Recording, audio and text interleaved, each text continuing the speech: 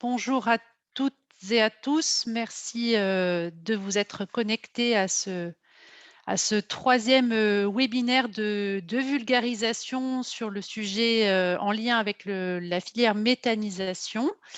Donc, le thème du jour sont les digestats de méthanisation.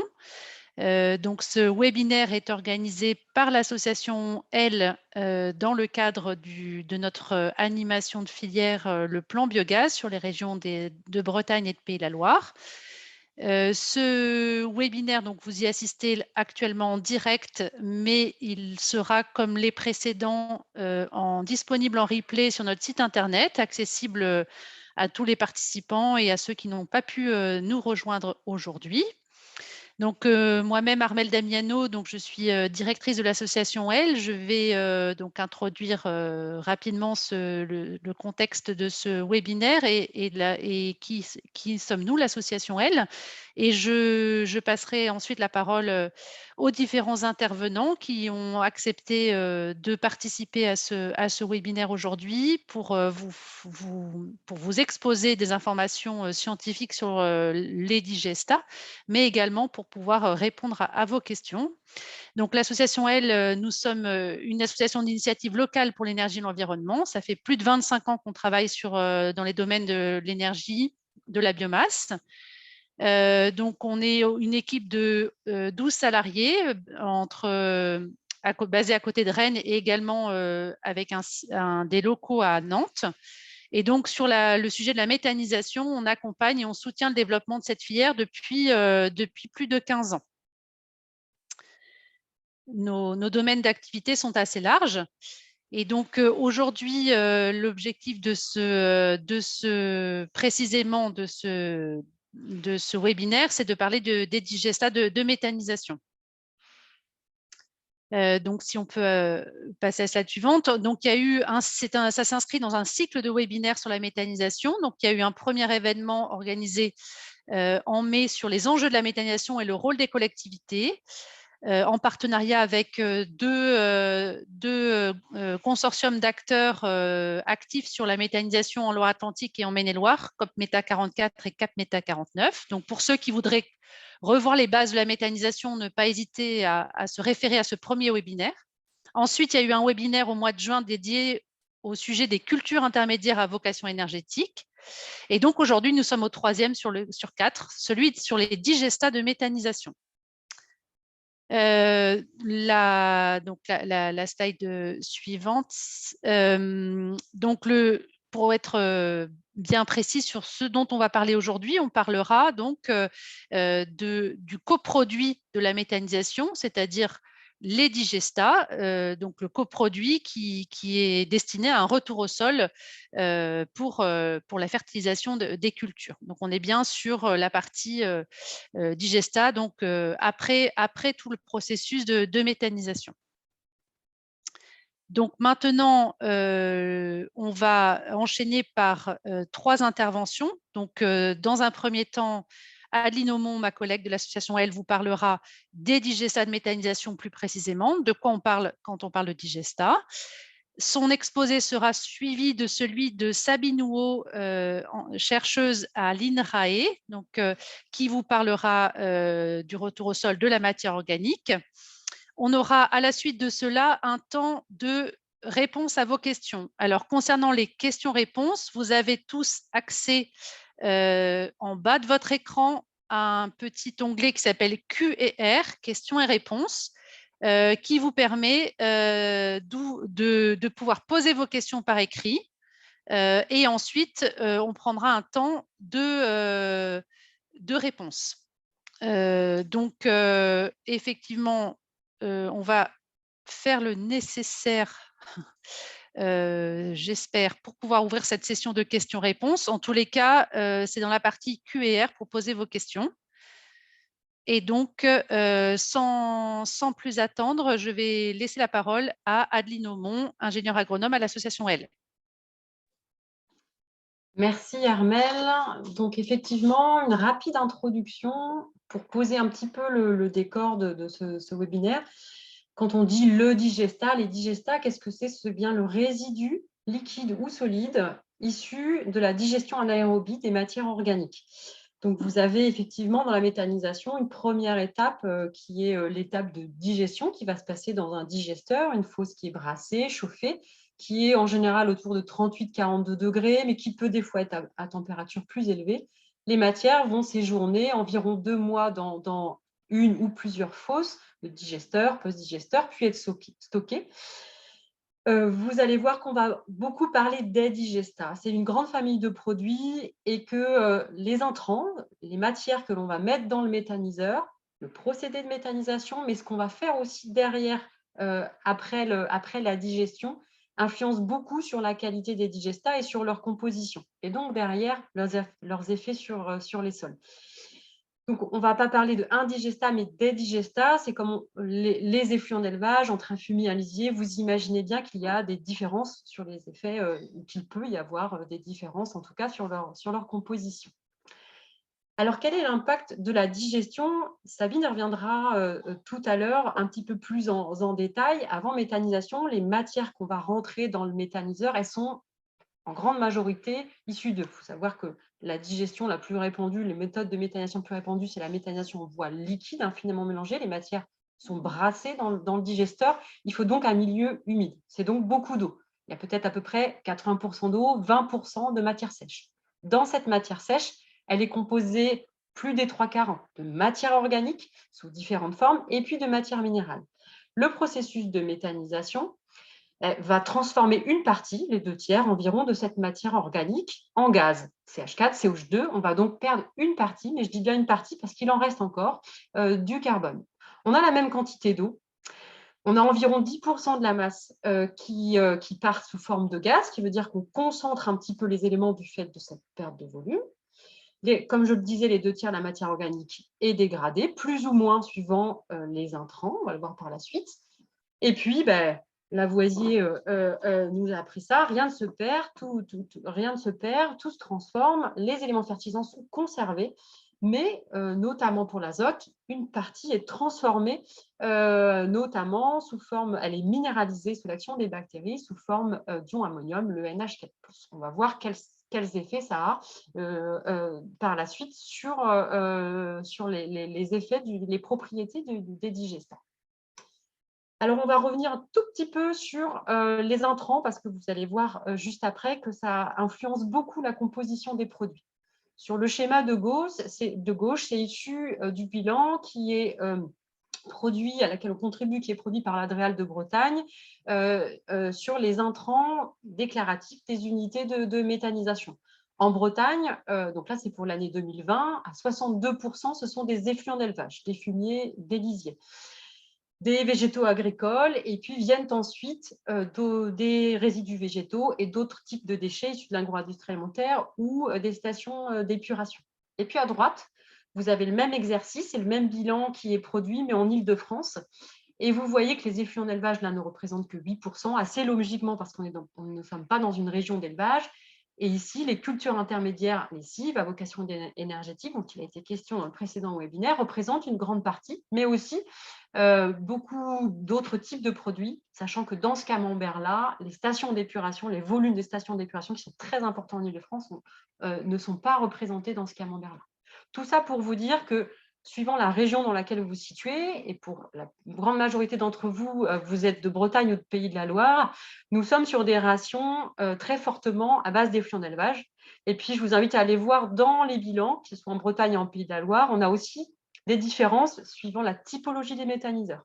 Tout à l'heure, notre témoin, Raphaël, va témoigner d'une unité collective. Et dans ces unités collectives, les effluents d'élevage sont encore plus représentés et peuvent représenter 80, 90, 95% de la ration. Alors, en quoi ça influe sur la composition du digestat? J'ai pris 2 exemples avec 2 compositions réelles de digestats qui sont des digestats, on va dire, extrêmes.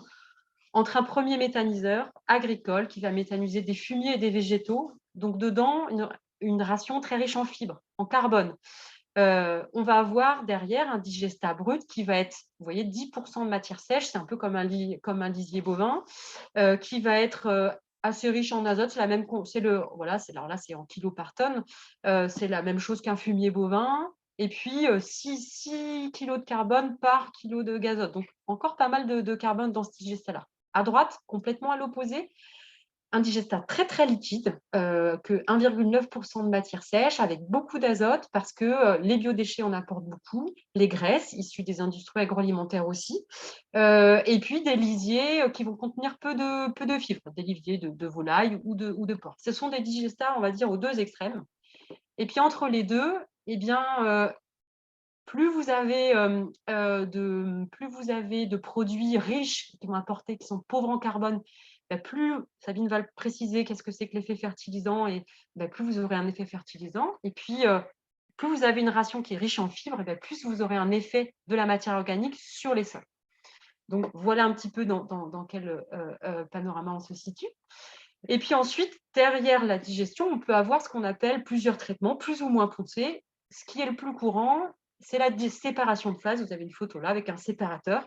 Alors, plusieurs types de séparateurs existent, mais ce qui est le plus courant, c'est la presse à vis, qui va séparer le digestat brut en une fraction liquide, qui va représenter 80%, 90% du volume, dans lequel on va avoir l'essentiel des éléments fertilisants, notamment l'azote et la potasse, un petit peu le phosphore également, et puis la matière solide qui va apporter plus la matière organique et le carbone. Puis quand on a une presse à vis, on va capter plus ces éléments fertilisants dans la matière liquide, et on va avoir un taux de capture plus élevé. Mais c'est la presse à vis qui est le plus développé, environ, mais vous avez quand même la moitié des sites de méthanisation qui vont épandre du digestat brut, et puis l'autre moitié qui vont faire de la séparation de phase, à peu près. Donc voilà un petit peu pour vous introduire le propos et pour bien parler des différents types de digestats qui seront différents et qui potentiellement auront des effets différents sur les cellules. Voilà sur l'introduction. Très bien, merci Adeline. Donc on va enchaîner sans plus attendre avec l'intervention de Sabine Huot, et ensuite on prendra, comme je le disais tout à l'heure, une première série de questions. N'hésitez pas à envoyer vos questions sur la session Q&R dont je vous ai parlé tout à l'heure, en bas de votre écran à côté des participants. Merci Sabine. Bonjour à tous, merci Armelle, merci Adeline. Alors désolée, je peux pas mettre ma caméra parce que j'ai une connexion qui est pas très bonne, et j'espère que ça va bien se passer et que je vais pouvoir, assurer la présentation. Donc moi, je vais vous parler des digestats, et c'est une présentation que j'ai préparée avec mon collègue Florent Levavasseur. Donc on est tous les 2 à INRAE et tous les 2 en région parisienne, donc à Grignon, bon, tout près de Paris. Voilà, merci. Diapo suivant, s'il te plaît. Donc juste un petit rappel, ça c'est ce qui vient de vous être dit, hein, là. On va parler donc des digestats qui sont issus du procédé de méthanisation, et que ces digestats vont avoir des caractéristiques qui sont très dépendantes des intrants, dans le méthaniseur. Et puis donc, la 1re composante qui vont expliquer les effets de ces digestats, c'est donc l'amont, ce que vient de mentionner Adeline. Mais ensuite, on va voir qu'au champ, ça va dépendre aussi des pratiques, qui vont contrôler, en quoi le moment où on va apporter les digestats, la façon dont on va l'apporter, ça va aussi, pouvoir, nous permettre de maîtriser les effets fertilisants ou amendants des digestats. Diapo suivante, s'il te plaît. Alors, ça aussi, c'est une diapo que vous avez presque vue dans la présentation d'Adeline, là. Donc, qu'est-ce qui se passe au cours de la méthanisation, là? Donc, c'est à peu près le même schéma qu'on a vu précédemment, sauf que moi, j'ai représenté à gauche la matière organique et à droite, l'azote. Et donc, à gauche, on voit, que pendant la méthanisation, c'est le principe de la méthanisation, hein, on voit qu'on perd une partie de la matière organique parce qu'elle est transformée en biogaz, hein. C'est l'objectif premier de la méthanisation, c'est de produire du biogaz. Donc on voit qu'au cours de la méthanisation, on va perdre cette matière organique, et on voit qu'on va, là j'ai mis 2 codes couleurs, on voit qu'on va avoir une modification de la qualité de cette matière organique, aussi des caractéristiques. Vous voyez, il y a une matière organique qui va être peu biodégradable, qui va rester pendant la méthanisation, et puis on va surtout perdre de la matière organique biodégradable. Et la grande question qui se pose, quelle va être l'efficacité de cette matière organique à entretenir la matière organique des sols, à assurer une vie biologique dans le sol. Donc ça, c'est une des questions qu'on va se poser avec les digestats. À droite, pardon, vous avez l'évolution de l'azote, dans le méthaniseur. Alors pourquoi on insiste sur l'azote? Parce que dans les intrants, L'azote est essentiellement sous forme organique, et par contre, les plantes, elles utilisent l'azote sous forme minérale. Et donc, un des avantages de la méthanisation, c'est aussi de transformer, c'est ce que vous voyez sur la figure, hein, de minéraliser l'azote organique en azote minéral, hein. En parallèle à la transformation en biogaz du carbone, eh ben, on a une minéralisation de l'azote organique en azote minéral. Et vous voyez qu'au cours de la méthanisation, donc on garde la même quantité d'azote, mais que la plupart de l'azote est sous forme minérale à l'issue du procédé de méthanisation et donc sous une forme qui, a priori, est beaucoup plus disponible pour les cultures. Diapo suivante. Alors voilà, donc ça, j'en reviens, c'est le schéma général de l'intérêt fertilisant, enfin, l'intérêt agronomique plutôt des digestats. Donc vous voyez, sur cette figure, j'ai représenté donc, les intrants, le digestat, ça c'est la partie gauche, et puis on va apporter ces digestats au champ, et qu'est-ce qui va se passer? Et vous voyez qu'il y a deux grands effets toujours liés à fertilisants et matières organiques. Donc, on a 2 grands effets qui sont attendus de l'utilisation de digestat. C'est ils vont apporter des fertilisants. Donc, en quoi cet azote, ce phosphore et ce potassium présents dans les digestats vont être disponibles pour les plantes. Et puis, deuxième effet, on a de la matière organique, donc on peut s'attendre à ce que cette matière organique, alimente la matière organique du sol, et là, on va parler de la valeur amendante des digestats. Et en lien avec cette matière organique, il y aura des propriétés du sol qui pourront être améliorées, la biologie du sol, la structure du sol, ou un risque, au contraire, un risque de tassement.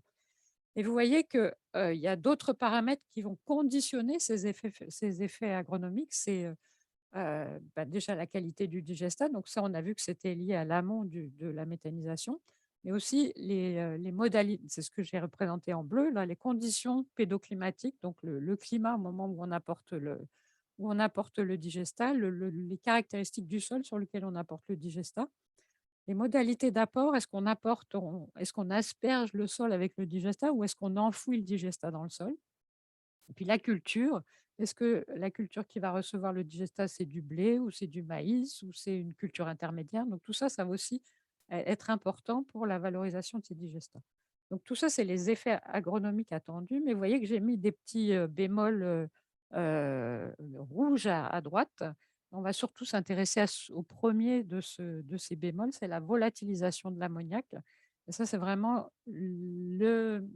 l'impact, environnemental des digestats, le premier impact environnemental et qu'il faut vraiment maîtriser, c'est la volatilisation de cet ammoniac. Donc l'ammoniac, c'est à la fois le fertilisant dans le digestat, mais c'est aussi un contaminant de l'air, et donc il faut vraiment limiter, ces risques de volatilisation d'ammoniac. On peut avoir un petit peu d'émissions de N2O, de CH4, mais là, je ne vais pas en parler aujourd'hui. Et puis, en fonction du contrôle qu'on peut avoir des flux d'azote dans le sol, on peut aussi avoir des problèmes de lixiviation de nitrate vers les nappes phréatiques. Diapo suivante, s'il te plaît.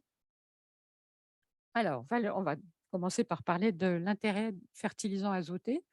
Et donc, cet intérêt fertilisant, il va être, c'est ce que, de façon générale, pour tous les produits, toutes les matières organiques qu'on va apporter dans un sol, cet intérêt fertilisant, il y a 2 composantes. Vous voyez, il y a tout d'abord la quantité d'azote minéral qu'on va apporter. Donc ça, voilà, ça va être très important pour les digestats. Et la deuxième composante, c'est la minéralisation de l'azote organique qui va rester dans les digestats. Donc, vous voyez, une matière organique qui va être intéressante en termes de fertilisant azoté, ça va être une matière organique très riche en azote minéral, et une matière organique qui va minéraliser rapidement son azote organique. Alors, où se placent les digestats par rapport à l'ensemble des matières organiques susceptibles de revenir au sol? Ça, c'est ce que représente la figure de cette diapo. Donc, vous voyez qu'on a différents types de matières organiques. On retrouve des effluents d'élevage, on retrouve aussi la boue de station d'épuration, où on retrouve le compost de déchets verts. Et puis, tout à fait à droite, on a les digestats de déjection animale. Donc, vous voyez que déjà en quantité d'azote dans les matières, vous voyez que le digestat, il est plutôt à droite et il fait partie des produits qui sont les plus riches en azote, qui peuvent être recyclés apportés sur les sols. Puis, vous voyez qu'il y a 2 couleurs aussi. Il y a ce fameux azote organique en vert foncé et puis azote minéral en vert clair. Et vous voyez, si je vous ai dit, donc plus on aura d'azote minéral, plus l'effet fertilisant sera important.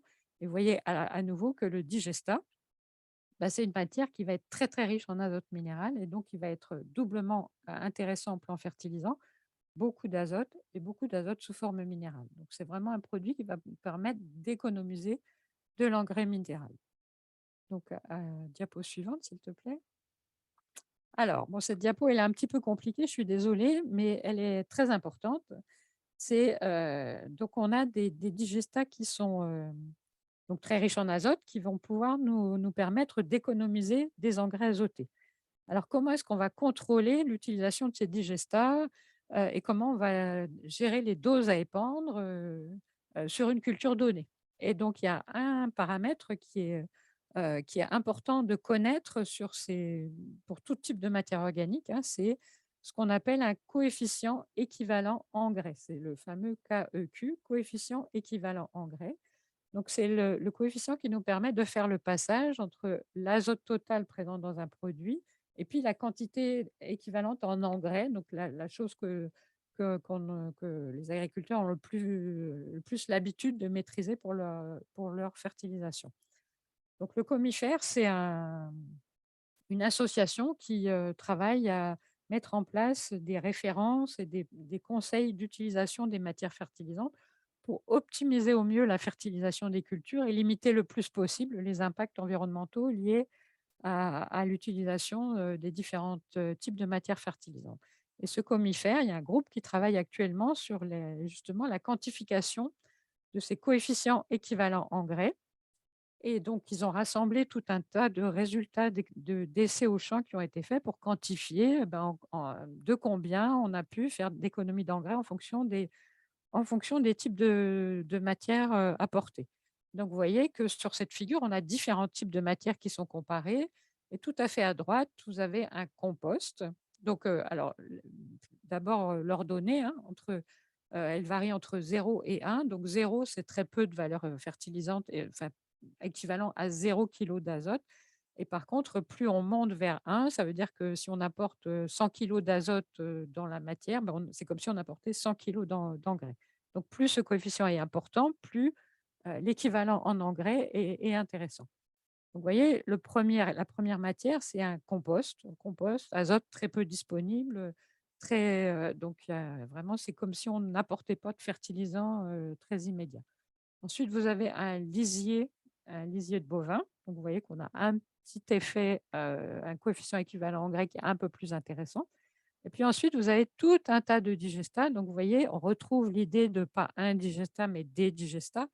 Vous voyez qu'en fonction des intrants et en fonction du procédé, en fonction de la séparation de phase ou pas, bah, vous allez avoir, en fonction du type de digestat, des coefficients équivalents engrais qui vont pouvoir aller de 30% à plus de 60%. Donc, vous voyez que ces digestats qui sont les plus intéressants, bah, c'est plus à droite, le digestat de biodéchets, digestat de lisier de porc, par exemple, eh ben, il a un coefficient équivalent engrais supérieur à 60, c'est-à-dire que 100 kg de l'azote de ce digestat vont être équivalents à 60 kg d'engrais. Donc, vraiment très intéressant pour la fertilisation. Diapo suivante, s'il te plaît. Alors, on a vu que cette valeur fertilisante azotée, elle est très liée à la teneur en azote minéral dans le produit. Et dans les digestats, l'inconvénient, on va dire, c'est que cet azote minéral, il est sous forme ammoniacale. Donc, c'est du NH4 qui a été représenté sur les diapositives qu'on a déjà vues. Et cet azote ammoniacal, il a un fort inconvénient, c'est qu'il il a un risque de volatilisation assez important. C'est-à-dire qu'un digestat, cet azote ammoniacal, si vous le laissez à la surface du sol, il risque de se volatiliser, donc d'être perdu vers l'atmosphère.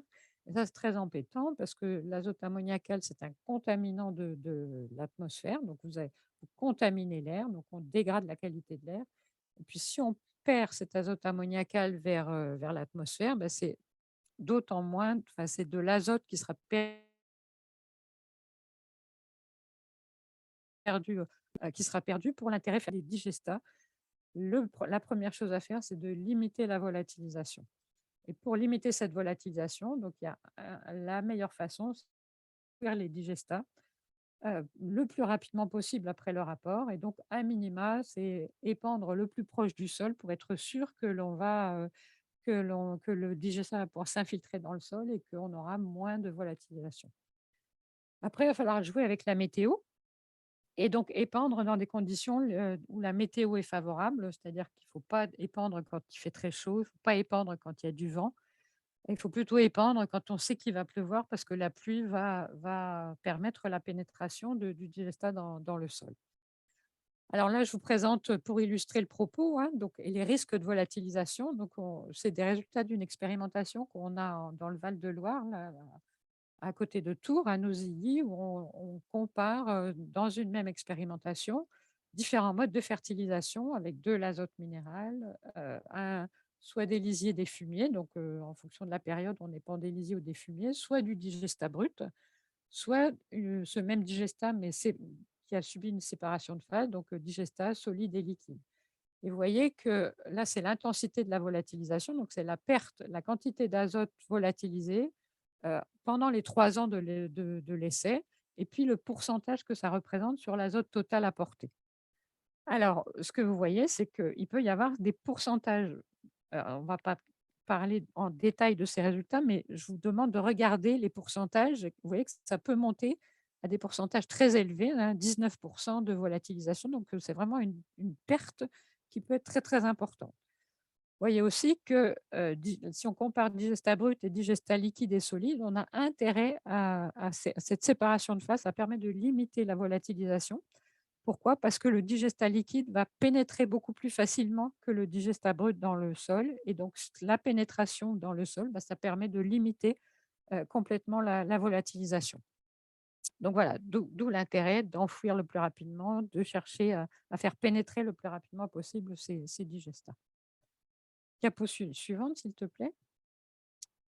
Alors, donc je vous ai dit en gros des choses importantes concernant la maîtrise de la fertilisation azotée. Maintenant, on va s'intéresser à la matière organique de ces digestats et à l'intérêt amendant, donc la capacité à augmenter la matière organique du sol. Donc ça va dépendre de deux choses, enfin, comme pour l'azote en fait, hein, de la quantité de matière organique ou de carbone organique, c'est un peu la même chose, hein. C'est deux mots pour signifier la même chose. Donc la quantité de carbone organique qui reste dans le digestat, et puis le degré de stabilité du carbone, et donc la récalcitrance de cette matière organique euh, que l'on va apporter au sol. Donc, on sait que pendant la méthanisation, on perd de la matière organique, puisque c'est l'objectif de la méthanisation. Donc, il y a 50% qui sont partis dans l'atmosphère, enfin pas dans l'atmosphère, pardon, sous forme de biogaz pour produire de l'énergie. Et puis, il faut qu'on qualifie la matière organique qui reste dans les digestats. Alors, cette matière organique, pour qualifier les matières organiques, enfin, la méthode la plus fiable, c'est d'avoir des essais de longue durée avec ces matières organiques épandues régulièrement. Mais pour la méthanisation, on n'a encore pas de recul et on n'a pas d'essais de longue durée qui nous permettent de quantifier cette efficacité. Et donc, on a développé un indicateur qui est l'indice de stabilité de la matière organique, qui nous permet, alors cet indice de stabilité, c'est une proportion de la matière organique qui va rester dans le sol et donc alimenter la matière organique du sol. Donc, vous voyez, sur la figure, vous avez à nouveau une comparaison de ces digestats par rapport à d'autres types de matières organiques. Donc, vous voyez que les digestats, bah, ils ont une matière organique qui est très intéressante pour enrichir la matière organique du sol, puisqu'on a un ISMO de 60%. Vous voyez que les meilleurs, on va dire, sont à nouveau les composts de déchets verts qui peuvent monter à 80%. C'est celui qui est en avant-dernier ici. Donc, grâce à cet indice de stabilité de la matière organique, diapo suivante, s'il te plaît. Donc là, je vais vous ah oui, alors il y a des modèles qui nous permettent de prédire, en fonction des pratiques que l'on va avoir et des successions de cultures et des périodes d'apport de ces matières organiques, on va pouvoir prédire, l'efficacité et l'évolution des stocks de matière organique. Et donc, bon, bah, je vais passer le modèle. Vas-y, je vais juste voir l'application du modèle. Et donc voilà, cette diapositive, on va se focaliser sur la figure, bien sûr, mais dans cette diapo, je représente différents scénarios d'apport de matière organique. Et encore une fois, je compare les digestats par rapport à d'autres matières organiques. Vous voyez qu'on compare le compost de déchets verts à différents types de digestats et à un témoin dans lequel on n'apporte rien. Alors, il y a plusieurs paramètres qui vont intervenir. Il y a la fréquence d'apport, ça c'est la première colonne. Donc, vous voyez que pour la plupart des matières, on les apporte un an sur quatre, sauf dans le dernier cas où on apporte tous les ans. Ensuite, il y a le deuxième paramètre, la quantité de carbone dans ce qu'on apporte. Donc, vous voyez qu'il y a les composts sont les matières qui sont bien sûr les plus riches en matière organique, mais il y a des digestats solides qui sont aussi très riches en matière organique. Et puis après, il y a ce fameux coefficient ISMO là, qui va être dans tous les cas assez élevé, tous les cas supérieurs à 50%, voilà, qui peut monter à 80%. Puis ensuite, donc, en fonction des scénarios, vous voyez que pour des doses d'apport, euh, qui est la même dans tous les cas, de ces doses, on peut calculer une quantité de matière organique qui apporte et donc calculer la quantité de carbone humifié qui va entrer à chaque apport. Et vous voyez que en fonction de ces scénarios, on va avoir des dynamiques de stockage de carbone différentes. Et vous voyez, donc en vert, on a le plus efficace, c'est le compost de déchets verts. Là, il n'y a pas photo, c'est toujours les composts qui sont les plus efficaces. Mais vous voyez que dans on a deux scénarios avec Digesta qui sont tout à fait honorables et qui permettent d'augmenter la matière organique du sol. Donc, on peut bien dire que les digestats sont des matières organiques qui peuvent être très intéressantes pour la matière organique du sol. Il y a juste les cas de digestats liquides qui sont apportés un an sur quatre. Alors là où on voit qu'on a quand même du mal à augmenter la matière organique avec ces digestats.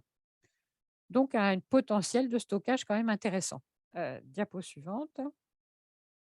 Alors, la grande question qu'il y a actuellement, c'est, alors je ne sais pas si vous en avez parlé déjà quand vous avez parlé des cives dans le webinaire précédent, mais qu'est-ce qui se passe avec les cives?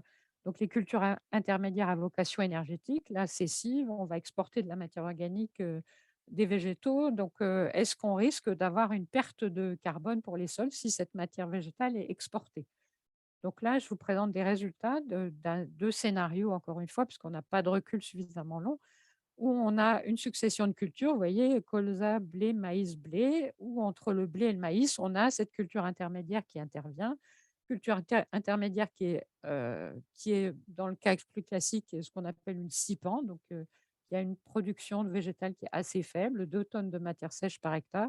Et puis, la culture intermédiaire à vocation énergétique qui est exportée, qui a une production de biomasse qui est plus importante, et donc 10 tonnes de matière sèche par hectare et puis pour lequel on retourne le digestat au champ. Alors, qu'est-ce qui se passe quand, dans ces scénarios d'apport de conduite de culture avec méthanisation ou sans méthanisation?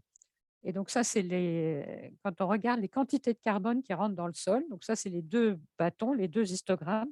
Alors, une chose qu'il faut bien retenir, c'est que les entrées principales, ça reste quand même les cultures principales et c'est vraiment ces cultures principales qui vont expliquer les quantités de matière organique qui rentrent dans le sol, hein. Vous avez vu, résidus de culture, c'est le jaune clair et puis marron foncé, c'est les racines de ces cultures principales. Et puis tout ce qui concerne les cultures intermédiaires méthanisées ou non, c'est le vert, clair, foncé et rouge. Et vous voyez que quand on enfouit les CIPAN directement, c'est donc la référence. Vous voyez qu'on a une certaine biomasse aérienne qui est enfouie, une petite partie de racines qui sont enfouies et donc il y en a une quantité de carbone qui rentre. Dans le cas de la méthanisation, vous voyez que la biomasse aérienne, bah, la barre vert clair, elle est plus faible puisqu'on l'a exportée pour faire du digestat. Mais vous voyez que les racines, elles sont beaucoup plus importantes parce que les cives, elles sont en général plus de production de biomasse, donc plus de cives. Et puis, on a aussi le digestat qui permet de retourner une partie de ce carbone au sol. Et donc, c'est la barre rouge. Et vous voyez que au final, on a plus de carbone dans le scénario avec cives, qui est donc le scénario gris clair sur la figure en dessous, là, vous avez plus de carbone qui reste dans le sol et qu'au contraire, on a perte de carbone dans les scénarios de référence ou avec exportation de digestat. Donc plutôt bilan positif de ces cultures intermédiaires avec retour au sol de digestat. Diapo suivante, s'il te plaît. Alors, quelques résultats. Alors, il y a aussi une question très importante sur la vie du sol qui est souvent posée. C'est pareil, si on exporte le carbone et si on retourne du digestat, est-ce qu'on va perdre la vie du sol? Donc là, je vous présente des résultats d'un d'essai où on fertilise, il y a trois cas de figure.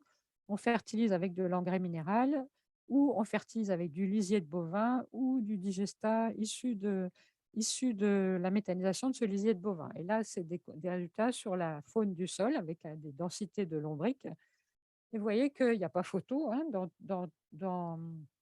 quand on apporte de la matière organique, on a toujours beaucoup plus de lombric, présentes dans les sols. Et vous voyez que quand on compare lisier de bovin et digestat, bah, il y a une petite baisse du nombre de lombrics présents, mais vous voyez que c'est pas différent, c'est pas significativement plus faible et que ce qu'il faut vraiment retenir, c'est qu'on a de toute façon beaucoup plus qu'en présence d'engrais minéraux. Ça, c'est pour la faune du sol. Et puis, autre résultat sur la biologie du sol, pardon, pas la biologie, mais la microflore du sol. Donc là, il y a un gros travail de méta-analyse qui a été fait. Donc, méta-analyse, ça veut dire une analyse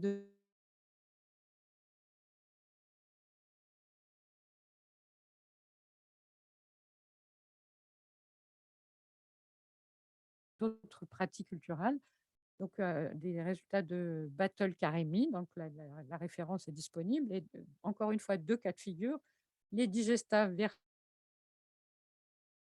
la fertilisation.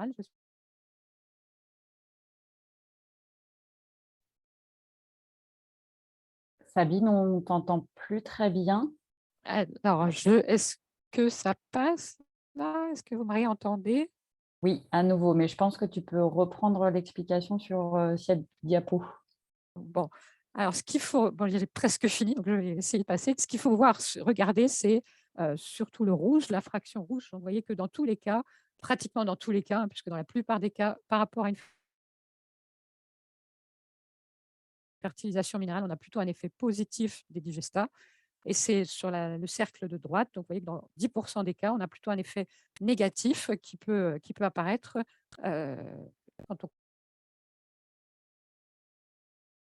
compare les digestats par rapport à d'autres matières organiques. Donc, on a un petit effet négatif des digestats, bah, tout simplement parce qu'on diminue quand même la quantité de matière organique qu'on apporte au sol. Je pense qu'ensuite, c'est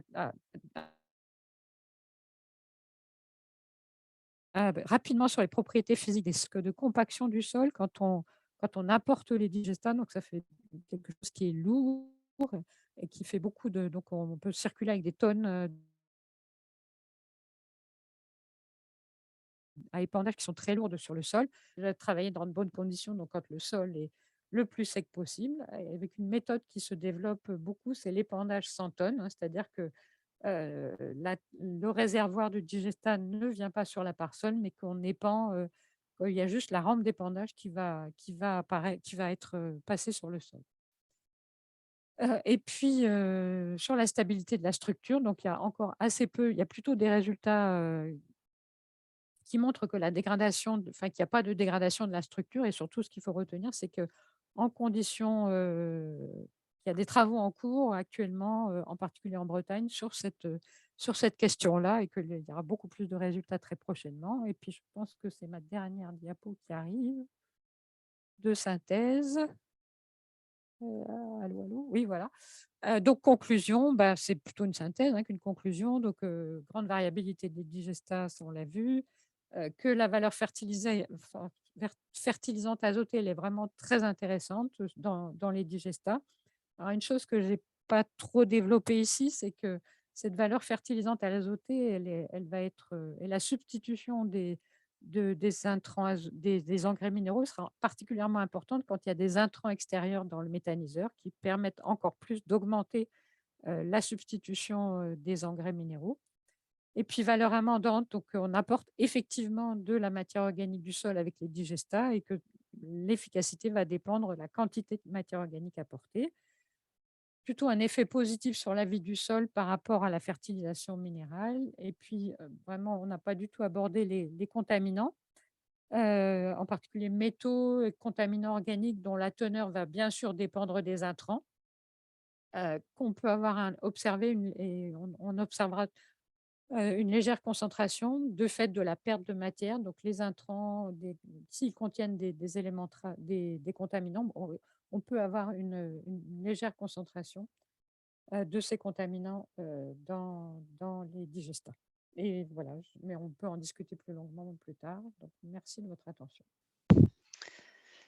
Merci bien, Sabine, pour cet exercice, toujours compliqué d'être à la fois précis sur des sujets aussi complexe que ça et puis à la fois, respecter le timing qui est un peu court, en général et donc on va pas tarder à enchaîner parce que dans le chat des questions-réponses, donc il y avait une question de madame Imbert Cadiou sur la question de la différence entre l'apport du digesta et celui de l'apport de lisier fumier sur la structuration des sols et donc, après t'avoir entendu, elle a confirmé que les éléments de réponse avaient répondu à sa question. Donc, il y a bien ces questions qui se posent sur la structuration du sol.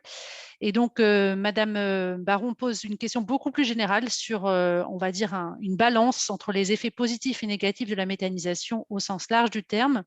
Madame Baron, je vous invite à nous contacter par mail et je vous ferai suivre un document que l'on a rédigé en ce sens sur les bénéfices attendus et les points de vigilance de la méthanisation parce qu'à l'occasion de ce webinaire, ça prendrait trop de temps de rebalayer l'ensemble des éléments de bilan de cette filière où effectivement on est toujours à la recherche d'un équilibre entre les bénéfices et de minimiser les impacts et les risques.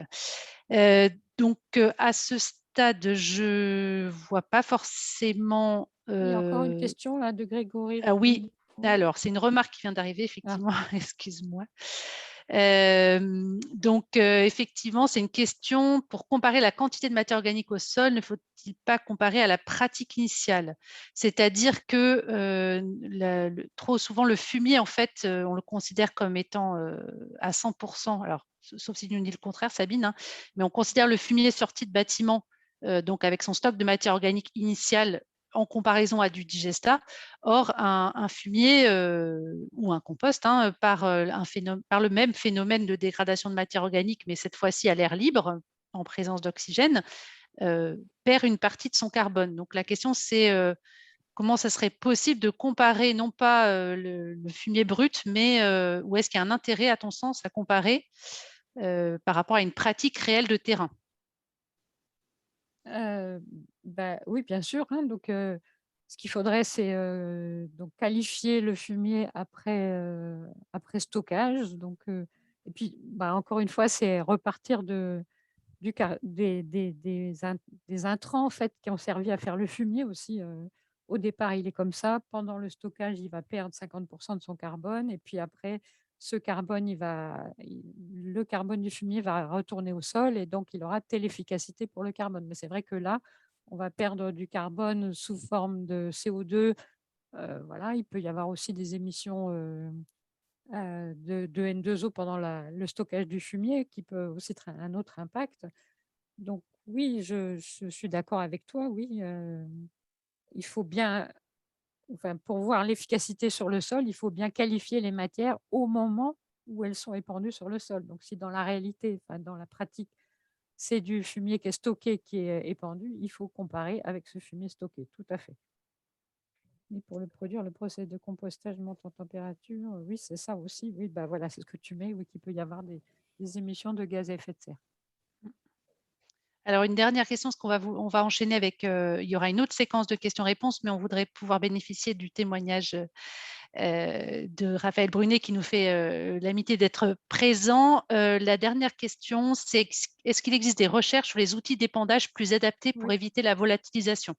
Oui, oui, on peut maintenant épandre en enfouissant. Donc, ça existe déjà pour le lisier, hein, parce que le problème est aussi vrai pour les lisiers. Donc, on enfouit directement le digestat dans le sol pour éviter ce problème de volatilisation.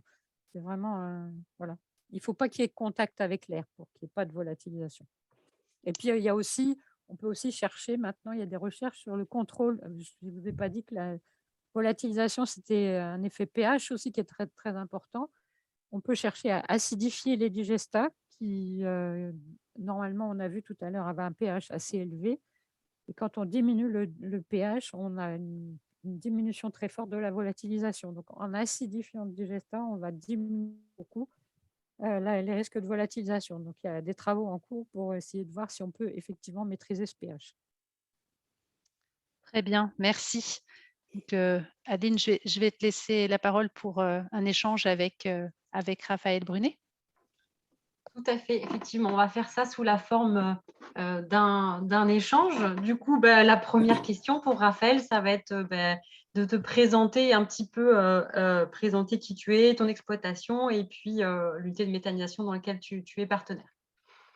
Bonjour à tous, merci de me donner la parole. Donc, je suis agriculteur, Raphaël Brunet, installé sur la commune de L'Isle-aux-Léons, située au sud du Maine-et-Loire, donc installé depuis 97 maintenant. Et je suis installé en production caprine, un troupeau de 240 chèvres. Je livre mon lait à la laiterie Agrial depuis le début, donc production laitière uniquement, sur une surface de 70 hectares. Et je suis passé en agriculture biologique en 2016. Voilà, donc ça c'est pour la présentation de mon outil. Sur cette structure-là, je suis autonome à 95% parce que je produis tout mon foin, c'est un foin ventilé, foin de séchage en grange. Je produis tous les intrants métail, bien sûr, métail qui se compose de févrole, pois, triticale, épeautre, et je produis également colza et tournesol, et maïs grain aussi. Donc voilà, j'arrive à avoir cette autonomie. Il me reste, je dirais, les 5% autonomie azotée qui me manquent, bien que mes prairies soient composées à 70 et 80% de légumineuses au semis.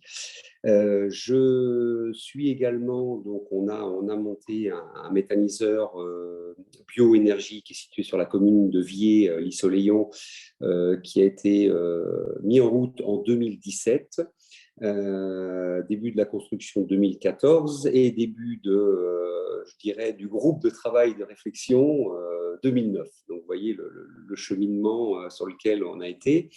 Alors, c'est un méthaniseur qui se compose, on est en cogénération, donc on est à 80. Donc comme il a été dit dans les diapos précédentes, nous, on a la chance d'avoir une région élevage et donc on a 84-85% d'intrants d'origine organique, c'est-à-dire fumier de volaille, fumier de caprin, bien sûr, fumier de bovin, lisier de bovin, lisier de porc, voilà. Et les 15%, enfin, les 10 et 15% qui restent, eh bien, ce sont des cives et des cultures intermédiaires pour la plupart. Ce méthaniseur, je dirais, on a la chance, on est 47 adhérents aujourd'hui, donc 70 000 tonnes de marchandises sont intégrées à l'année. Et donc, une partie produit, donc la totalité, pardon, produit de l'énergie électrique qui est vendue à Enedis, qui représente en équivalent fuel 900 000 litres de fuel. Et la génératrice permet également, donc en produisant de l'énergie, nous permet également de produire de la chaleur. Cette chaleur, qui représente en équivalent fuel 300 000 litres, est intégrée au réseau chaleur que nous avons, un contrat que nous avons avec la commune de Vier, comme je le disais précédemment, qui nous permet de chauffer environ une dizaine de bâtiments. Alors, petit témoignage, on a l'ICO, qui est notre piscine, qui s'est ouverte depuis à peine un an. L'estimation, c'est 100 000 litres de fuel à l'année. Alors après, je vous laisse faire le calcul de l'économie et du bienfait que l'on a sur ce dossier-là et sur ce partenariat que nous avons avec la commune. Alors, je suis bien placé pour en parler parce que je suis également élu à la commune de L'Isle-aux-Léons. Je suis le premier adjoint en charge de l'environnement et de l'agriculture. Donc, ça me permet de voir les deux atouts de ce dossier-là. Ce méthaniseur bioénergie, dans son fonctionnement de base, c'est la matière organique est prise dans nos bâtiments et elle est rendue au sol, c'est-à-dire que le digestat est directement mis sur nos cultures. Nous n'avons pas du tout de charge, enfin nous n'avons pas du tout à nous déplacer et à transporter le fumier. Le digestat, 80% matière, enfin digestat liquide et 20% solide. Alors, donc voilà, ça c'est pour la présentation. Je ne sais pas si c'est… C'est parfait, j'avais oublié de rallumer mon micro. Pardon. Du coup, c'est vrai qu'avant, vous épandiez, vous fertilisiez, alors surtout si vous êtes en bio, ça veut dire que vous n'utilisez pas d'engrais chimiques, depuis 2016, si on a bien entendu. Comment vous intégrez le digestat dans votre fertilisation? Et puis, qu'est-ce qui a changé finalement entre avant, vos effluents bruts, vos fumiers, et puis, aujourd'hui, le digestat? Alors, ce qu'il faut bien appuyer lorsque j'ai passé enfin, on est arrivé, ça a été beaucoup expliqué dans les diapos d'avant, notamment par Indrae, c'est de bien repenser la rotation qu'on a sur notre exploitation. On savait pertinemment qu'évidemment, il y a une perte de carbone et donc il ne faut pas pénaliser nos sols. Et on a un avantage, nous, en élevage, c'est qu'on travaille beaucoup avec la prairie. Et lorsque je travaillais en système assez rapide avant, c'est-à-dire que je faisais régras, trèfle, qui durait 2 ans, les 2 récoltes, et puis après je repassais en culture, blé, maïs, voilà. Ce qui a changé, c'est que j'ai allongé énormément mes rotations. Je travaille sur des rotations qui sont de 9-10 ans aujourd'hui. Ça, c'est la première chose. Et la deuxième chose, je n'ai jamais un sol depuis que je suis passé en bio et encore plus depuis qu'on est dans le on a créé le méthaniseur. C'est de ne pas avoir un sol qui soit nu. C'est-à-dire que ma prairie, alors moi j'ai des sols pour le contexte pédoclimatique de ma région, j'ai des sols qui sont très très humides, peu portants. C'est des limons battants, limono argileux. Donc, il faut en tenir compte. Et très séchant l'été. Voilà. Ce n'est pas les conditions les plus propices pour bien travailler. Mais lorsque vous allongez votre rotation, je prends une rotation à partir de la prairie, une prairie qui me dure aujourd'hui 5 ans. Moi, j'ai des prairies, des multi-espèces à base de trèfle, à base de fétuque, donc beaucoup de légumineuses, un peu de luzerne. Voilà, donc c'est des mélanges, 5 années en place. Ensuite, pour détruire ma prairie, je ne la détruis jamais au printemps, mais je la détruis toujours à la fin de l'été. Encore plus que quand on a des étés qui sont propices, comme cette année. Pour détruire une prairie, c'était tout simple. Vous passez un petit coup de disque, votre prairie grille, et ensuite je mets un couvert végétal. Couvert végétal une cible qui se compose voilà, de navettes, d'avoine rude, de radis chinois, de facélie, voilà, tout un complexe. Et ce complexe-là, c'est-à-dire que je sors du système biannuel, multi-annuel, je veux dire, à un système annuel. C'est-à-dire que ma massive, ma culture intermédiaire va capter déjà la dégradation de la matière organique qu'a produit ma prairie depuis 5 années, avec toutes les racines, parce qu'on parle du dessus, mais le dessous est aussi important. On a une quantité de racines dans nos sols qui est très importante. Donc, capter et éviter tous les civages pendant la période hivernale. Et en plus, je lui introduis en général 15 à 20 mètres cubes de digestat liquide qui est mis. Moi, le digestat liquide est souvent épandu pour la plupart en fin d'été, début d'automne. Pourquoi? Parce que, donc là, je parlais de la prairie, j'ai mis un couvert végétal. Je fais également du colza dans mon assolement, dans ma rotation.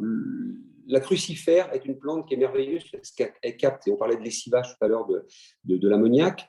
Lorsque mon épandage de digestat liquide vient, aussitôt, alors nous, on a la chance d'avoir un appareil, un vrai dos, voilà, l'appareil qui est équipé d'un enfouisseur et d'un travail du sol en même temps. Donc, on a un léger déchômage superficiel qui nous enfouit directement le digestat liquide. Et ensuite, moi, je le retravaille avec une herse rotative et le semoir derrière. Donc, tout de suite, ma culture est semée. Et tout de suite, la culture, avec les pluies, comme cette année, je prends l'exemple, voilà, on a eu la chance d'avoir des pluies depuis le début septembre, qui tout de suite, qui ont été un bienfait. Et tout de suite, ma plante qui est en place capte cette matière-là pour l'hiver. Donc, éviter le lessivage. Donc ça, c'est pour la partie digestat liquide. La partie digestat solide, elle est mise sur les prairies, pour la plupart, prairies temporaires, les prairies 5 ans. La première année, à l'implantation, je ne mets jamais de digestat, parce qu'il y a l'implantation des légumineuses qu'il faut qu'elles se mettent en place tranquillement. Mais à partir de la deuxième année, j'apporte 10 à 15 tonnes de digestat solide par hectare. Et cet apport-là est fait au mois de novembre, en général, enfin octobre-novembre, suivant la portance des sols. Donc, je voyais la courbe tout à l'heure qui était présentée de perte de carbone. C'est-à-dire qu'aujourd'hui, lorsqu'on met moi, toutes mes surfaces, 60-70% de mes surfaces reçoivent du digesta tous les ans. C'est-à-dire que j'ai une rotation où à chaque année, mes parcelles reçoivent ce digesta. Donc aujourd'hui, voilà ce qui a changé dans mes pratiques, quoi. Ce qui est important, c'est de ne pas avoir de dégradation des sols. Ça, faut y veiller. C'est-à-dire que c'est travailler en conditions, mais ça vient de t'exprimer tout à l'heure, travailler toujours en conditions le plus sec possible. Et c'est pour ça que moi, dans ma rotation, il y a une culture que j'ai ressortie aujourd'hui, qui est la culture du blé, qui me paraissait très compliquée. Pourquoi? Parce que je ne pouvais pas intervenir au printemps. J'ai des sols qui se réchauffent très peu vite. Il aurait fallu que j'apporte le digesta au mois de février-mars et j'abîme, je dégrade trop mes structures. Ce qui fait que la culture du blé, sur mon exploitation, est très compliquée. La culture du métail est beaucoup plus facile puisque vous avez la févrole, vous avez le pois qui nourrit la graminée au moment de l'implantation. Et cette culture-là, elle arrive. Donc elle n'est pas du tout, fertilisée. C'est la seule qui n'est pas fertilisée au cours de l'année. Après, que ce soit le tournesol, le maïs grain, le colza, les cives et les prairies, elles sont fertilisées au cours de l'année. Voilà ce qui a changé. Mais les rotations, le mot, c'est rotation pour moi, je pense. Alors, si je veux aller plus loin, j'ai pas aujourd'hui, avec les analyses, j'ai pas de perte moi depuis, avec j'ai un peu de recul maintenant, et des analyses de sol qui sont faites régulièrement sur mon exploitation tous les 3 ans, j'ai pas de perte de matière organique. Je suis entre 3, donc j'avais un taux de matière organique qui était assez élevé, moi, de par la base élevage de mon exploitation. C'était des bovins viande qui étaient sur cette exploitation-là avant, et je n'ai pas perdu, j'étais à 2,8, entre 2,8 et 3,2. Aujourd'hui, je suis plus proche de 3, entre 3 et 3,5 de matière organique au niveau des analyses. Ma grande surprise, c'est le pH. Je ne chaule pas du tout mes champs. J'ai un pH qui est légèrement acide. Je suis à 6,3, 6,4. Alors bien sûr, je suis en bio, je n'ai pas d'engrais minéraux, je ne chaule pas, je n'apporte pas 1 kilo de chaude, mais j'ai constaté par les analyses que j'avais, et il a bien été dit tout à l'heure que le digesta était légèrement basique. Eh bien, j'augmente, je suis à aujourd'hui 6,5, 6,6 de pH dans mes sols sans rien faire. Et la troisième constat, c'est la vie du sol. Alors évidemment, j'ai une rotation qui est longue, j'essaye d'éviter de travailler mes sols dans des mauvaises conditions. Je travaille qu'avec des plantes que ce soit le tournesol, les radis chinois, qui structurent bien mon sol. Vous apportez du digesta, vous apportez, je vous fais pas de dessin, la vie du sol, elle est extraordinaire quand vous venez compter les vers de terre et tout ce qui est dans le sol. Donc voilà ce que ça donne. Merci. En fait, vous avez répondu à finalement déjà à ma dernière question qui était un petit peu le constat, mais c'est parfait. Pour rebondir un petit peu, moi j'entends que vous avez surtout mis en avant finalement, au-delà du changement, vous n'avez pas du tout parlé de votre fumier avant, mais vous avez surtout mis en avant votre changement vraiment dans vos pratiques agricoles et notamment les rotations, la place des légumineuses, les prairies.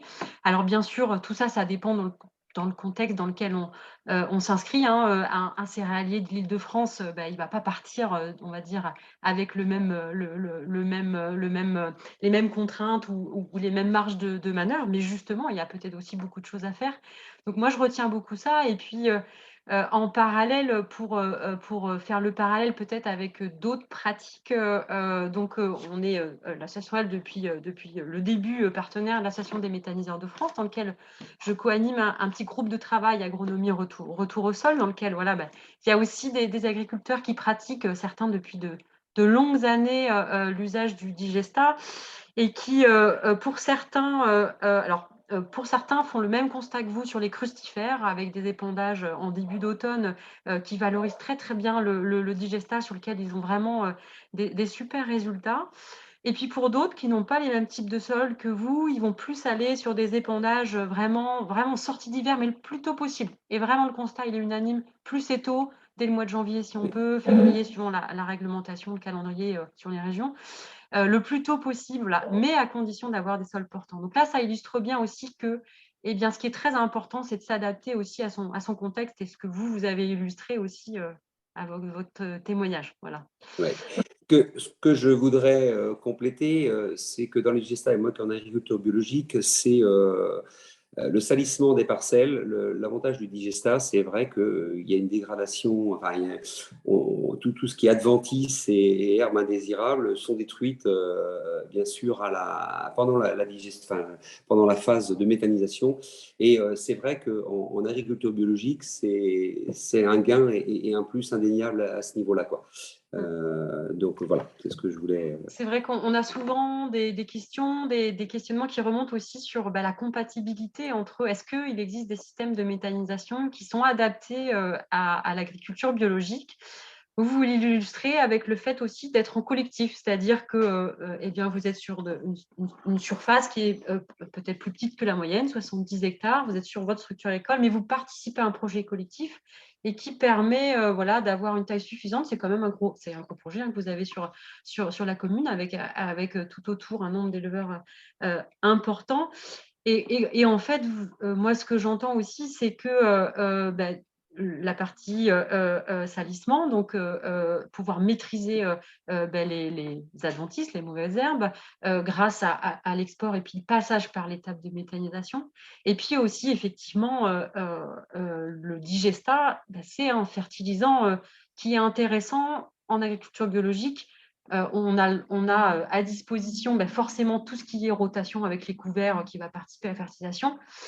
Et puis les engrais organiques, mais pas d'engrais minéral. Donc l'effet qu'a expliqué Sabine tout à l'heure sur l'effet fertilisant, il va être particulièrement intéressant en agriculture biologique, notamment pour ceux qui veulent faire des céréales, mais aussi dans des systèmes comme les vôtres. Alors, vu que l'heure tourne, on est un petit peu débordé. Néanmoins, je vais aller très, très vite. J'avais juste quelques diapos que vous pourrez voir par la suite, parce que le diaporama et la vidéo seront sur notre site internet. Ça a été beaucoup dit par Sabine avant. Juste quelques petits détails sur certaines mesures. Il y a différents projets qui ont été menés, notamment avec l'Institut de l'élevage, avec le réseau d'ECUMA, pour mesurer justement les potentiels de réduction qu'on peut avoir suivant les matériels. Ici, vous avez un pendillard, donc c'est des tuyaux qui vont aller le plus bas possible, mais ceci dit, on n'enfouit pas. Vous pouvez avoir des petits systèmes de patins, donc là, ça traîne sur le sol, mais on n'enfouit pas non plus. Puis vous avez de l'injection directement dans les quelques premiers centimètres du sol. Donc, vous voyez qu'avec l'injection, on peut réduire entre 70 et 90% la perte par rapport à une buse palette, sachant que la buse palette, elle est interdite pour l'épandage des digestats. Donc ça, c'est quelque chose qui n'existe pas. Effectivement, et Sabine l'a bien dit, le point le plus important sur lequel on insiste beaucoup auprès des porteurs de projets, auprès des agriculteurs, c'est effectivement limiter les pertes par la volatilisation pour maîtriser les impacts sur la qualité de l'air. C'est le principal point d'attention quand on épand des digestats. Mais au-delà des matériels, on peut jouer aussi sur la météo en épandant par des températures fraîches, avec peu d'ensoleillement, sans vent. Voilà. Et puis aussi, les sols qui sont couverts réduisent le risque, parce qu'en fait, la volatilisation, elle se fait quand il y a de l'échange entre l'air et puis la petite flaque de digestat. Donc, si vous avez du couvert, vous réduisez ces risques-là.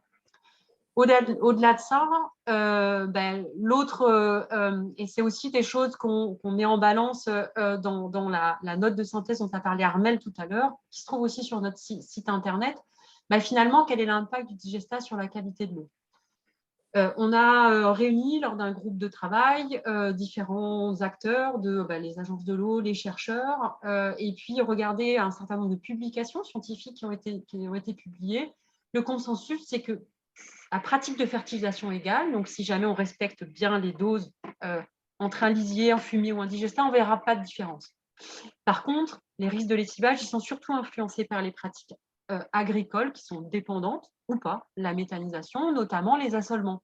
La question, c'est finalement qu'on peut se poser collectivement, c'est est-ce que la méthanisation entraîne déjà des changements d'assolement et dans quel sens? Si c'est plus de couverts via l'incorporation des cimes, on va avoir des effets bénéfiques. Si on va perdre des prairies, bah, ça pourra avoir des effets négatifs. Est-ce qu'on a un risque de surfertilisation, de mauvaise date d'épandage? Ce qui est sûr, c'est qu'en discutant aussi avec certains acteurs, c'est que les agriculteurs qui sont engagés dans des projets de méthanisation et qui passent par une longue période de projets, de formation, et c'est important de se former aussi sur la partie agronomique, ils sont en moyenne un petit peu, maîtrisent en moyenne mieux la réglementation, notamment autour des calendriers, des d'épandage. Cette note, vous pouvez la retrouver, elle a été publiée pour France Gaz Renouvelable et elle est téléchargée sur ce site. Et enfin, pour terminer et pour résumer, hein, comme tout produit organique, comme tout fertilisant, c'est vraiment du bon sens, la bonne dose au bon moment avec le bon matériel. Vous avez ici, Sabine en a parlé, un guide qui est téléchargeable, qui est publié, qui parle de tout ça. Un gros guide bien plus poussé dans le cadre d'un projet Fertidige, dans le cadre des Sabines, voilà, est prévu pour aider les agriculteurs et leurs conseillers. Et donc, tout ceci, pour résumer, c'est pour dire un petit peu, si vous êtes un petit peu plus éloigné de l'agriculture, hein, c'est pas le digestat, on entend beaucoup de choses, c'est pas ni un fertilisant miracle, ni un poison, tout dépend de ce qu'on en fait. Si on a des pratiques agricoles durables, eh bien, vous pouvez avoir une bonne utilisation du digestat, qu'on met en place des bonnes pratiques, on pourra avoir des effets positifs. Et puis si on a des pratiques agricoles qui sont pas durables, c'est-à-dire qui vont pas être respectueuses de l'environnement et qu'en plus, on va pas utiliser les bonnes pratiques, oui, on peut avoir de risques, que ce soit avec du digestat, mais aussi avec tout type fertilisant. Et l'autre chose sur laquelle je voudrais insister avant de terminer, c'est qu'en fait, on pourrait se dire, oui, il y a des risques, il y a des risques de volatilisation, par exemple. Alors, c'est trop dangereux, principe de précaution, il vaut mieux pas faire de méthanisation. Oui, mais attention, ça serait un petit peu trop simpliste parce qu'il faut bien se dire que le digestat, il vient remplacer d'autres fertilisants. Il vient bien, l'agriculture aujourd'hui, elle ne pourrait pas produire et nourrir sans avoir recours à de la fertilisation. Et si on n'utilise pas de digestat, dans certains cas, on a des effluents d'élevage à disposition, mais pas toujours, et ils ont aussi leurs inconvénients. Mais on a aussi l'utilisation de fertilisants minéraux qui sont responsables, qui sont très gourmands en énergie, responsables de gaz à effet de serre, et c'est aussi là-dedans que s'inscrit les digestats. Donc toujours se dire que l'impact des digestats, il faut le comparer aussi avec qu'est-ce qui est fait si on n'a pas des digestats. Toujours avoir cette comparaison, un petit peu comme le message de Grégory tout à l'heure. Finalement, la méthanisation, qu'est-ce qui se ferait s'il n'y avait pas la méthanisation? Je vois Raphaël qui acquiesce. Je pense que ça, voilà, le projet de Villiers, vous êtes bien dans cette Oui, oui. J'abonde complètement avec tout ce qui vient d'être dit et c'est bien l'esprit dans lequel on l'a mis. En tant qu'agriculteur, et on l'a bien évoqué tout à l'heure, stocker du fumier dans un champ pour l'épandre quelques mois plus tard, vous avez cette fumée qui part dans l'air et vous avez cette valeur fertilisante qui va dans le fossé. Et c'est à partir de là qu'on s'est dit, voilà, retenons ce qui s'en va et produisons, soyons intelligents et produisons de l'énergie pour.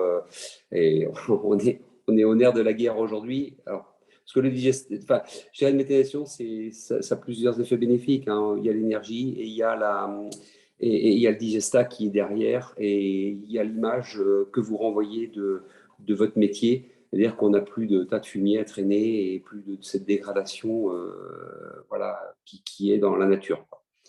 Mais voilà. Merci, on va peut-être rester là sur le mot de la fin. Et puis, j'avais quelques diaporamas juste pour dire qu'il y a un encadrement réglementaire hein, de l'utilisation des digestats avec des distances minimales à respecter par rapport notamment aux berges et aux cours d'eau. Tout ça, c'est dans les arrêtés, parce que les méthanisations sont des installations classiques pour l'environnement, les ICPE, qui sont soumis à plan d'épandage dans la majorité des cas, donc ce qui veut dire une traçabilité à la parcelle. En plus de ça, donc ça veut dire aussi, avant d'épandre, des analyses agronomiques sur l'azote, sur la potasse. Et puis, quand vous avez des fumées dans le méthaniseur, vous avez un agrément sanitaire, vous allez aussi avoir des analyses bactériologiques, des Escherichia coli, de salmonelle, ce qui n'était pas fait avant, pas en volaille, mais ce qui n'était pas fait avant. Donc, on a plutôt un plus de ce côté-là parce qu'on a plus de suivi sur la qualité sanitaire du produit avant de l'épandre. Et puis, il existe une possibilité pour certains types de digestats agricoles, avec minimum 60% de matière agricole, d'aller sur un cahier des charges. Alors, ça ne veut pas dire aucune traçabilité. Ça veut dire qu'on n'a plus besoin d'avoir une traçabilité sur le site de méthanisation jusqu'à la parcelle qui a conservé pendant 10 ans, ce qui peut être très lourd à gérer. Vous imaginez un plan d'épandage de 5000 hectares. Ça veut dire que sur le site de méthanisation, on doit savoir pendant 10 ans où est allé tous les lots de digestats. Avec le cahier des charges, vous avez une traçabilité à l'utilisateur, qui sont des agriculteurs, qui restent local, ça reste un produit pour ce qui est liquide, qui lui devra conserver sa traçabilité jusqu'à la parcelle. Voilà, c'est juste un transfert de responsabilité vers l'utilisateur. Et ce qui est demandé, c'est au producteur. Donc, on a travaillé sur des fiches d'information et là, de renvoyer aussi vers tout ce qui existe pour pouvoir informer les utilisateurs des bonnes pratiques à mettre en place. Il y a une déclaration à faire dans les services de la préfecture, donc il va pouvoir suivre les volumes de digestats pour pas que ça parte dans la nature. Donc voilà un petit peu si vous aviez des questions sur la partie encadrement réglementaire de l'utilisation du digestat. Et je vais m'arrêter là. Armelle, je te laisse. Eh bien, oui, merci Adeline. Effectivement, on a déjà largement dépassé le temps imparti à ce webinaire. C'est la difficulté de l'exercice. On va s'améliorer au fur et à mesure. Il y a encore la plupart des participants qui se sont connectés sont encore présents, donc je les remercie pour ce décalage. Je vais pas passer beaucoup de temps. Il y a une question, mais finalement, c'était plus une reformulation qui a été mise dans le chat de questions-réponses sur le discours de M. Brunet, en disant que finalement, si la personne a bien compris, finalement, c'est la mise en place de mesures agronomiques complémentaires par rapport à la fertilisation à base de digestat qui permet de réduire, voire de diminuer l'éventuel risque d'appauvrissement des sols.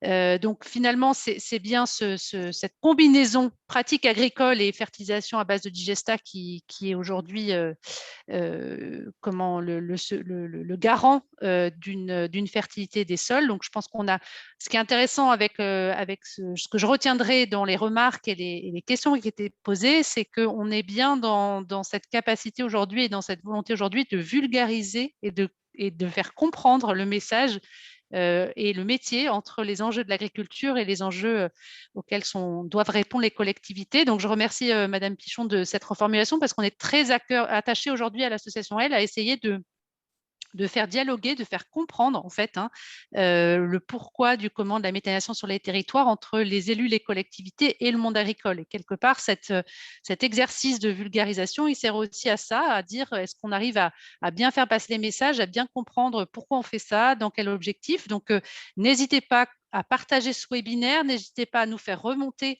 vos questions, vos remarques. On peut les traiter sous cette forme-là. Dans l'idée, c'est toujours une intervention de terrain, des apports scientifiques récents avec beaucoup de travaux en cours, comme l'a signalé Sabine, et puis le témoignage concret aussi d'utilisateurs. Donc, cette formule-là nous paraît appropriée pour faire passer cet enjeu d'explication, de vulgarisation. Et encore une fois, la méthanisation, c'est une solution de transition énergétique et agronomique parmi les autres qui a ses bénéfices, mais également ses points de vigilance. Donc, je pense qu'on a essayé de faire passer des messages en ce sens-là. On vous remercie pour votre participation. On remercie tous les intervenants de s'être connectés à ce webinaire et on vous donne rendez-vous pour le dernier de la série 2022 au mois de novembre. Donc, vous aurez accès à tous ces éléments-là. Et n'hésitez pas d'ici là à nous faire part de vos questions ou de vos interrogations. Voilà, on vous souhaite une bonne après-midi et on vous dit à bientôt. Merci beaucoup. Merci à toutes et tous. Merci aux intervenants. Merci, au revoir.